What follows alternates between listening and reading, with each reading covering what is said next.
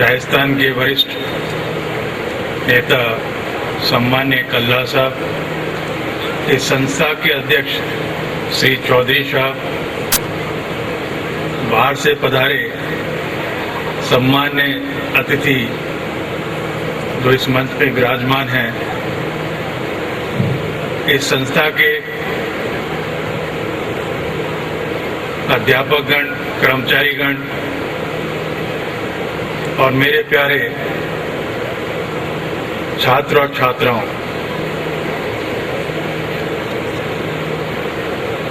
मैं आपको यकीन दिलाना चाहता हूं कि जब मैं इस कैंपस में आया तो मैं अपने अतीत में चला गया।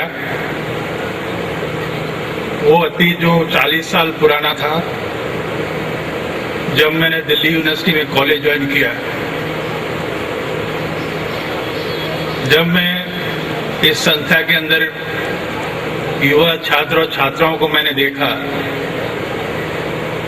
विशाल लाइब्रेरी को देखा, तरह तरह की लेबोरेटरीज हर सब्जेक्ट की मैंने देखी, तो मैं भी अपने आप में एक युवा की तरह महसूस करने लगा और इच्छा जागृत हुई कि इन अन्य अनेक विषयों पे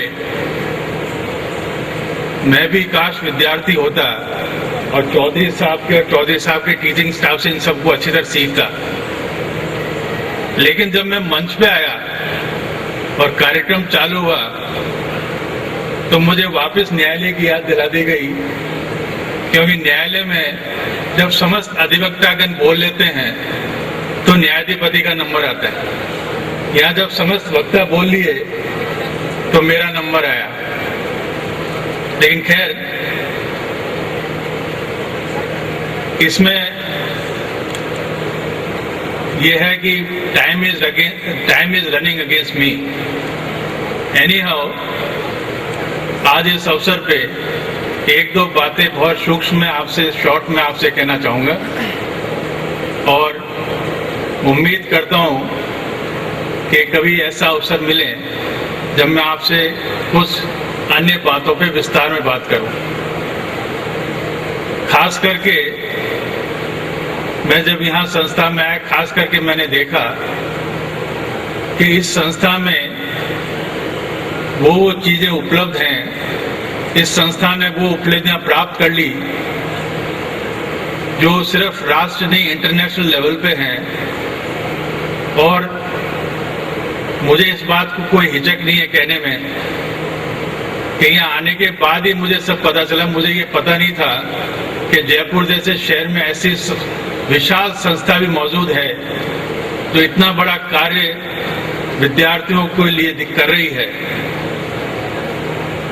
ये जो आज समारोह आपका हुआ, जो 3 दिन से चल रहा है, ये को curricular activity, extra curricular activity है। इसके लिए मैं आप सब स्टूडेंट्स को ये कहना चाहूँगा, और जैसे मेरे पूर्व वक्ता कल्ला साहब ने कहा, ये उतनी ही आवश्यक है जितनी आपकी पढ़ाई और स्टडीज हैं। मैं ये बात आपको अपने व्यक्तिगत तजुर्बे और एक्सपीरियंस के साथ कह रहा हूँ। जब आज से 48 साल पहले मैं जब मेयो कॉलेज अजमेर में एक विद्यार्थी की तरह मैंने एडमिशन लिया और वहाँ जब मैंने एक्स्ट्रा करिकुलर और को करिकुलर एक्टिविटीज देखी तो मैंने ये पाया कि एक सफल विद्यार्थी के लिए पढ़ाई और एक्स्ट्रा एक्टिविटीज दोनों ही बहुत आवश्यक है और महत्वपूर्ण है। आज इस अवसर पे एक छोटी सी बात मैं कहना चाहूँगा। वैसे आप सबको जानकारी में है, क्योंकि आपने जब इस संस्था में प्रवेश लिया तो आपने प्रॉस्पेक्टस जरूर लिया होगा और इंफॉर्मेशन ब्रोशर जो आपने लिया होगा, इसमें एक बड़ी इंपॉर्टेंट बात लिखी हुई है। संकरा institute of technology inculcates in its students the 3 Ds: discipline, dedication and determination।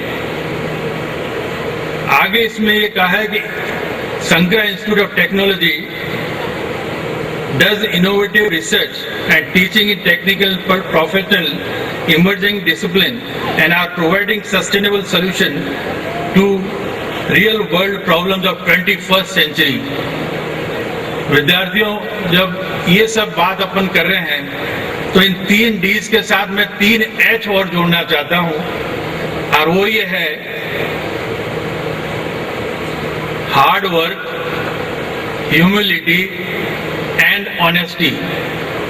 जब आप यहां से अपना विद्यार्थी जीवन पूर्ण करके जब अपने लाइफ में प्रवेश करेंगे तो शायद मेरे 3 H आपको याद आएंगे, और आपने उन 3 H को अगर सही तरीके से समझा और सही तरीके से उसको अपने कार्य प्रणाली में अपनाया तो कोई दुनिया की ताकत नहीं जो आपको नंबर 1 अपने क्षेत्र में ना बनाए।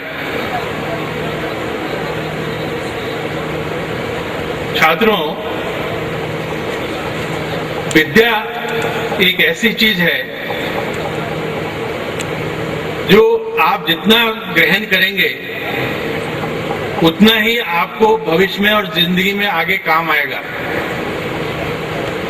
ये जो इतनी विशाल संस्था है, आप यहाँ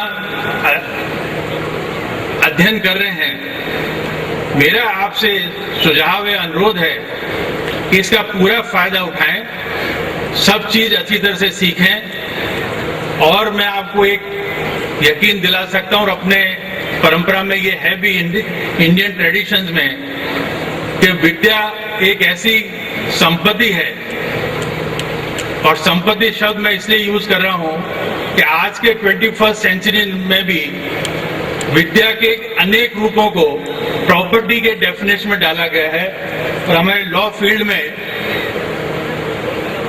भी इसको प्रॉपर्टी में इस तरह लिया है, लॉज ऑफ प्रॉपर्टीज में, जिसमें है कॉपीराइट एक्ट, और जिसमें आप ये देखते हैं पेटेंट वगैरह और ये जो ट्रेडमार्क वगैरह लॉज जितने भी हैं, तो लॉज ऑफ प्रॉपर्टी इसमें ही आते हैं।